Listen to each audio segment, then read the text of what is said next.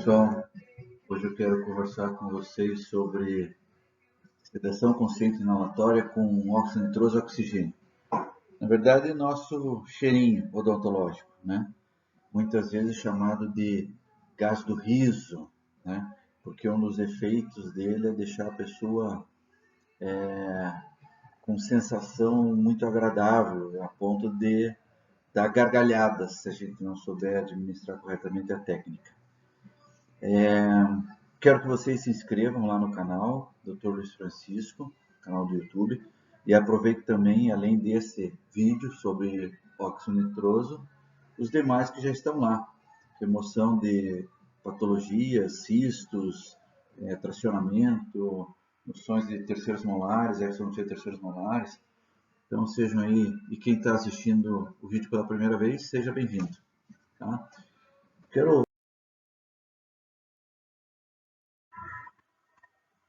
Quero dar uma introdução ao assunto, comentando sobre a história do óxido nitroso para a odontologia. Né? E aí é importante eu falar sobre o Horace Wells. É um cirurgião dentista que estava numa apresentação, numa praça, em que as pessoas compartilhavam o gás, né, o gás do riso, e ao final da apresentação, ele percebeu que uma das pessoas tinha se machucado durante a apresentação e ele foi indagar sobre essa lesão na perna e a pessoa falou que não tinha sentido nada. Aí ele pensou assim, será que esse gás que nós estamos inalando tem algum efeito analgésico? Porque eu sou cirurgião dentista e preciso disso e seria uma boa ideia usar nos meus pacientes. Né? Então ele pediu emprestado esse gás em que ele iria fazer uma experiência. Muito bem. Como era essa experiência? Ele chamou um amigo dele, John Higgs, uma pessoa em que ele confiava, né? E ele falou assim, ó, eu vou inalar o gás e você vai fazer a extração no meu primeiro molar. Então, a gente tem aqui o Horace Wells como paciente, e o John Higgs segurando aí um forceps, né? E aí o pessoal com o gás. Então, ele inalou o gás, ficou sedado, e aí o John Higgs fez a extração. E ele não sentiu nada. Foi uma maravilha. Eu falei assim, bom, então agora precisamos divulgar isso daí.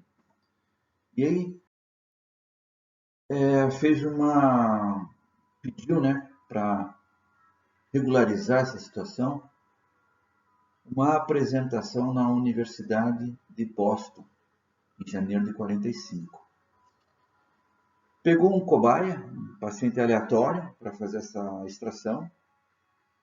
Só que durante a extração e a apresentação, estavam outros médicos, cirurgiões, dentistas, esse paciente se debateu, não por sentir dor, mas porque naquela época, muito diferente de hoje, a concentração do gás era aleatória, a quantidade do gás era aleatória, não existia um controle de peso, de ansiedade. Então essa pessoa, esse paciente, acabou se debatendo na cadeira. E aí as pessoas que estavam ali falaram assim, não, isso daí não funciona, você é um charlatão, isso daí não, só fez nós perdermos tempo aqui. Então foi um fracasso, ele foi ridicularizado e ele se desapontou, porque ele confiava no gás, né? Ele já tinha utilizado isso em alguns pacientes, sempre com sucesso, e naquela exibição não obteve sucesso. Enfim, ele largou a odontologia, ele acabou se viciando em cloroforme, foi morar em Nova York, lá ele foi preso porque ele atacou uma prostituta. E em 1948, 3 anos após essa exibição, ele cometeu suicídio, né, o Horace Wells. Algum tempinho depois desse suicídio, Sociedade Médica de Paris reconheceu o Orson Welles e o Thomas Morton, que daí é uma outra história, trabalhava com outro tipo de inalação, reconheceu ele como o inventor e o revelador da anestesia inalatória. Que hoje a gente sabe que não é uma anestesia inalatória, mas sim uma analgesia ou uma sedação inalatória. Mas, enfim, ele teve os méritos reconhecidos, né, pela Sociedade Médica de Paris, tem até uma medalhinha, e ele é considerado hoje como o descobridor da anestesia, né? E esses dizeres estão gravados na lápide dele, inventor e revelador da anestesia inalatória. Antes dele, em todos os tempos, a cirurgia era agonia. Por ele, a dor na cirurgia foi evitada e anulada. Depois dele, a ciência tem o controle da dor. Então, é um cirurgião dentista, tem que ser valorizado e temos que conhecer um pouquinho da história do óxido nitroso. Então, agora, conhecendo um pouquinho da história, o que significa sedação consciente inalatória com óxido nitroso e oxigênio? Esse é o nome da técnica, tá? Então, vamos lá. Sedação. O que significa sedação? Redução da ansiedade. Existem várias formas de sedação. Sedação inalatória, sedação com medicamentos de oral, sedação endovenosa, tá? O que nós estamos abordando aqui é a sedação consciente, ou seja, respiração espontânea. E só uma coisinha antes. Redução da ansiedade não significa analgesia, que é o controle da dor. Claro que se a gente reduz a ansiedade, a gente aumenta o limiar de dor, mas são duas coisas distintas, tá? Então, essa sedação que nós utilizamos, óxido nitroso e oxigênio, ela é consciente. O paciente tem respiração espontânea. Inalatória, absorção por inspiração de vapores. Enquanto o paciente faz essa inalação, o paciente tem o efeito dos gases. A partir do momento que essa inalação é suspensa, o gás perde o efeito. E os dois gases, o óxido nitroso, que é incolor, inodoro, fraco poder anestésico, Então, eu não vou poder realizar um procedimento cirúrgico sem aplicar anestesias.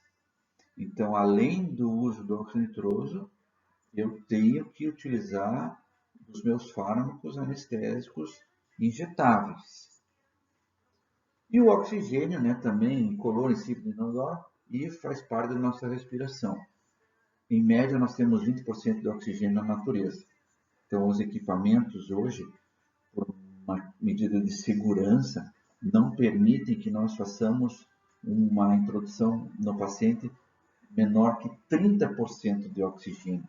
Então, já aí vocês percebem que é uma técnica segura. Eu queria mostrar para vocês aqui, abrir um parênteses, algumas diferenças entre analgesia consciente, sedação e anestesia geral, que muita gente confunde ainda, né? O que é a sedação? Eu fiz lá com anestesia geral, mas você dormiu, e fazem essa confusão. Então, basicamente, analgesia consciente, mínima depressão de consciência, ou seja, paciente acordado e respiração espontânea, resposta inalterada a estímulos verbais ou físicos. Então, se eu conversar com o paciente, se eu beliscar o paciente, ele vai responder, tá? A sedação pode ser sedação consciente ou não. Então, sedação inalatória com óxido nitroso é sedação consciente. Já a sedação endovenosa, que o anestesista vem e faz a administração de outros fármacos, como por exemplo o Propofol, aí é uma sedação, uma inconsciente, né? O paciente perde a consciência. Tá? E nessa sedação, consciente ou não, existe a perda parcial ou completa dos reflexos. Agora, a anestesia geral é outro nível. Então, estado controlado de inconsciência, perda total dos reflexos. Não existe respiração espontânea, ou seja, precisa da máquina para fazer a respiração desse paciente. É feita em ambiente hospitalar. Aqui a gente tem um quadro com características da sedação consciente, máscara inalatória, nasal e anestesia geral, paciente entubado via nasotraqueal ou orotraqueal, depende da situação. Nós, como somos cirurgiões dentistas e atuamos muitas vezes na cavidade bucal, nós precisamos que esse tubo que faça a ventilação dos pacientes seja passado de forma nasotraqueal, do nariz para a traqueia, e permita que a boca fique livre para que nós possamos fazer os nossos atendimentos. Então, aqui algumas diferenças. Sedação consciente. Paciente acordado.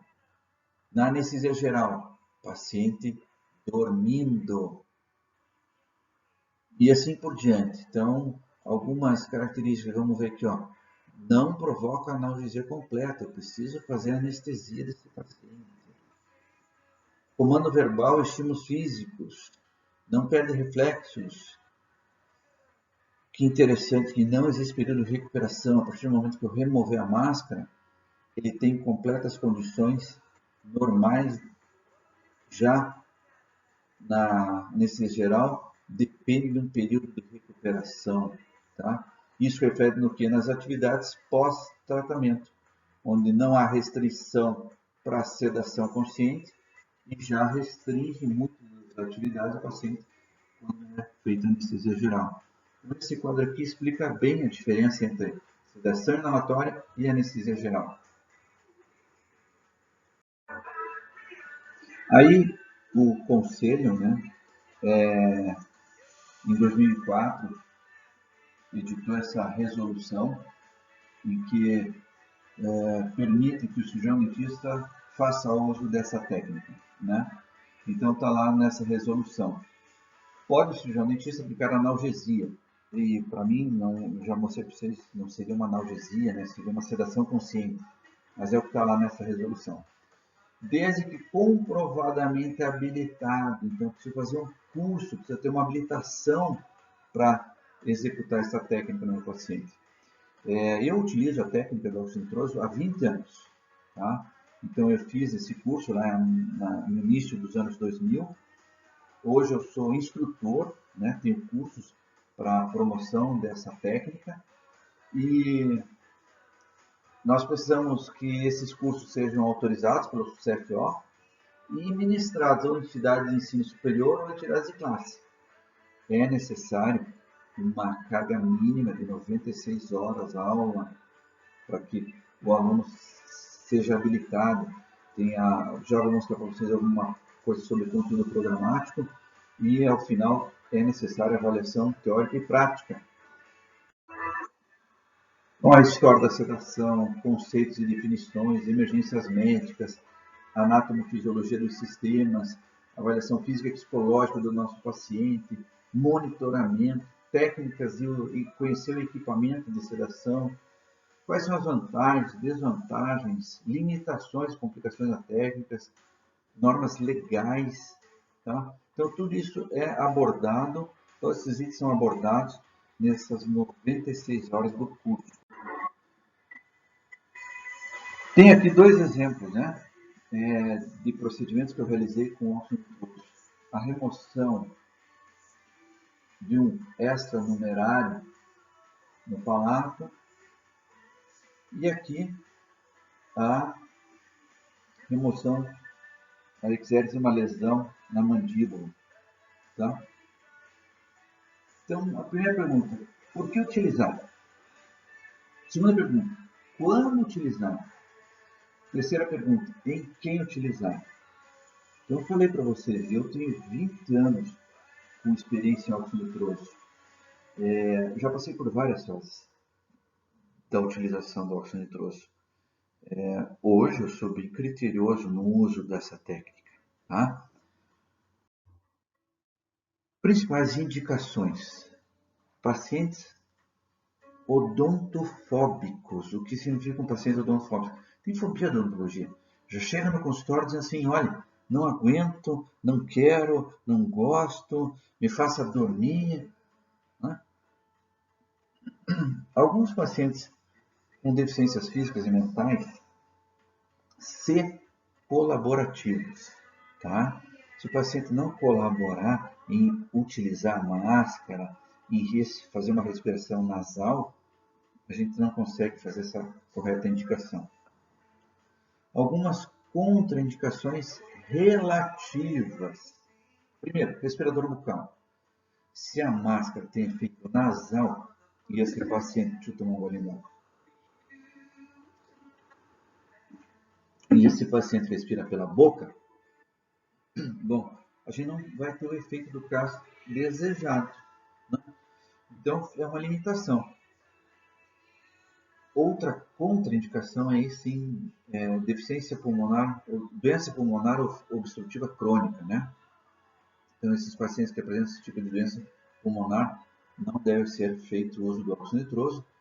E a questão da gravidez é uma questão até odontológica, né? Nós temos lá aquele período, segundo trimestre da gravidez, onde se tiver alguma necessidade nós vamos atuar, então é verificar custo-benefício. Se puder evitar o tratamento odontológico e também o uso do óxido nitroso, vamos postergar nos pacientes que estejam durante a gravidez. Bom, aí temos alguns exemplos, né? Então, aquela pessoa zen, tranquila, na paz, fazendo sua yoga, será que é o paciente indicado para fazer óxido nitroso? A maioria de vocês devem conhecer o Michael Wazowski, aquele monstrinho, né, da Disney, super agitado,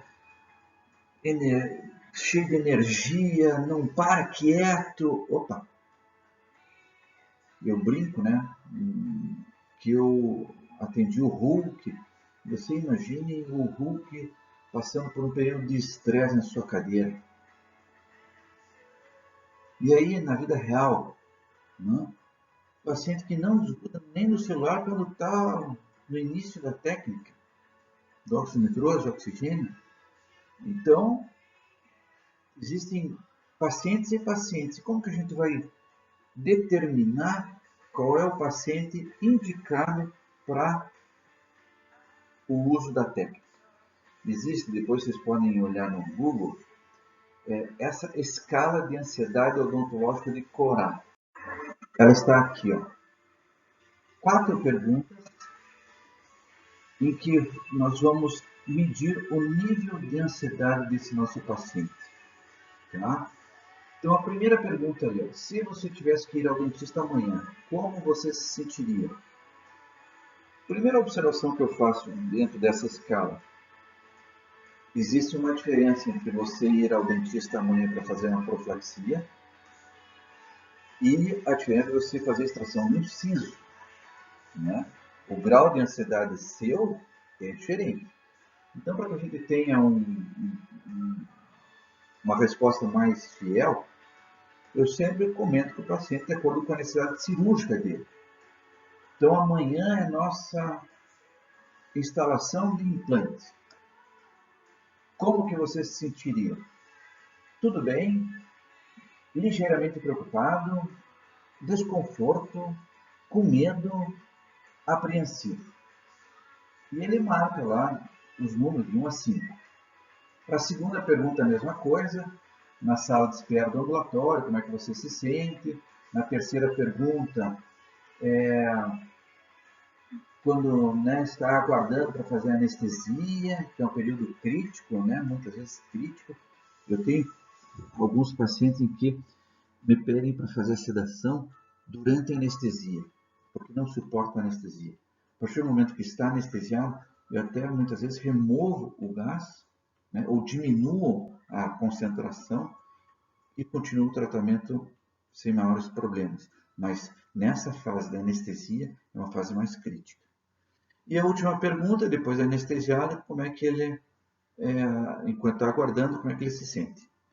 E aí, respondidas essas 4 perguntas, nós somamos os números respectivos. E aí nós temos até 4, ou seja, ela respondeu 1, 1, 1 e 1, então eu sou super tranquilo. é uma ansiedade grau nulo, em que não, o efeito do gás, o objetivo do gás não vai ter muito efeito. Tá?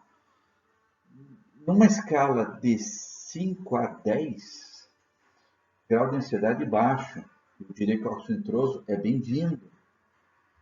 Quando nossas respostas já somam de 11 a 15,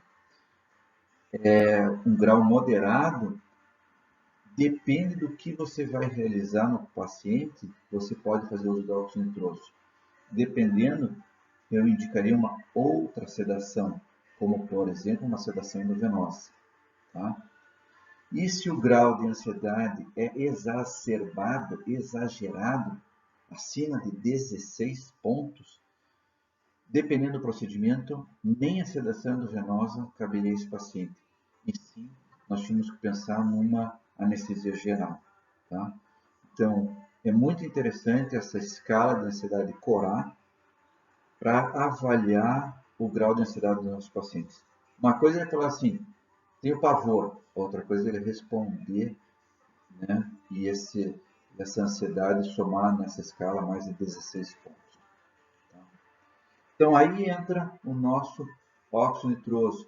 Então, por exemplo, nessa moça, né, que mesmo sedada, durante a anestesia, ela pediu, né, pernas cruzadas, pediu para segurar a mão da nossa auxiliar, ou seja, complicado, né? Grau de ansiedade 11 a 15, de moderado quase exacerbado, em que o óxido nitroso por pouco não teria seu objetivo cumprido. Vantagens do óxido nitroso. Individualização da dose. Primeira vantagem. Então aqui nós temos, né, dois humoristas, vocês percebem a diferença de peso entre eles. E como eu vou poder individualizar a dose, eu consigo individualizar não só por peso, por idade, por grau de ansiedade, por momento da cirurgia, como eu falei para vocês, não só da cirurgia.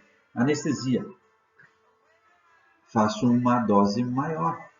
Passou a anestesia, diminua a dose. Tá?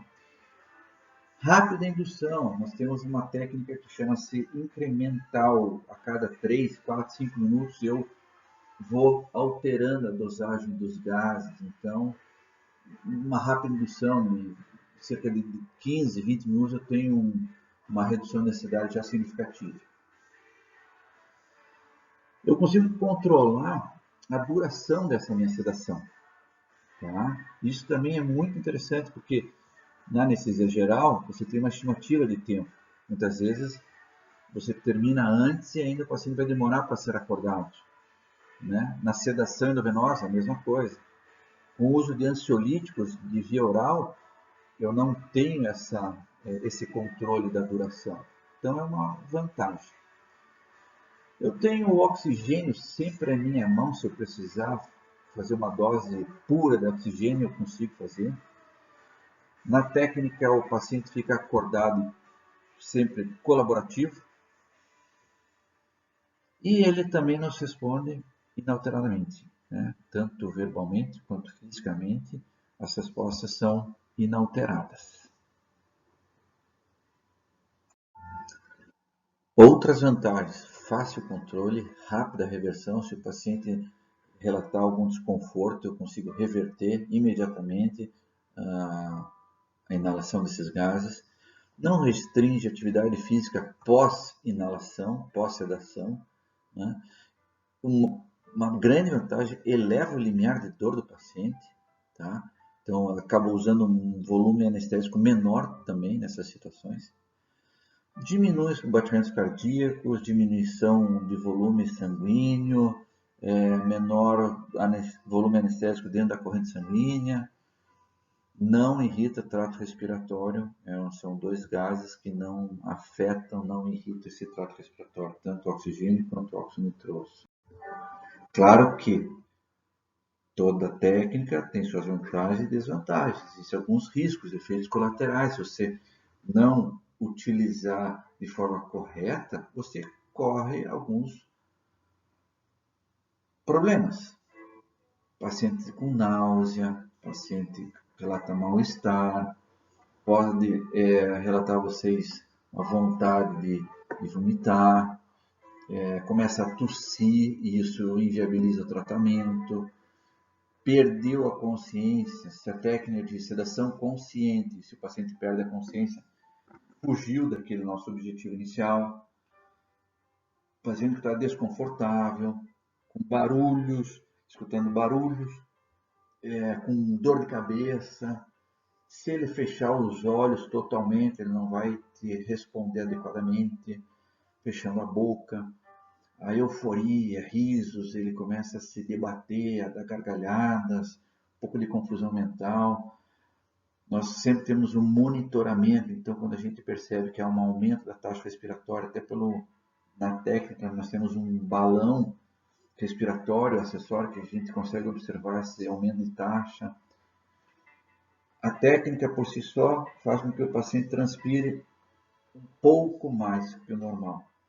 Se essa transpiração for excessiva, é um quadro de sobressedação. Mostrar um pouquinho rapidamente a técnica, né? Então, o teste de trigger é esse aqui, ó. O paciente faz um dos pontinhos, sem pressa, mas com o máximo de perfeição que puder, na pré-sedação e na pós-sedação. E normalmente o pós-sedação é mais rápido que pré-sedação. Esse é um controle que nós temos para mostrar ao paciente, ó, você está apto a sair do consultório dirigindo, a voltar a trabalhar. Tá? Não restringe nenhuma atividade pós-sedação. Então é um teste rápido, feito para ligar os pontinhos. Então a gente marca o tempo e pede para o paciente. E ele vem aqui e vai lá, sem pressa, ligando os pontos, faz como quiser, vai para lá, depois desce aqui, ou de outra forma, né? Faz a curvinha lá embaixo, marcou o tempo, tanto, 27 segundos. E na pós-sedação, repete esse teste.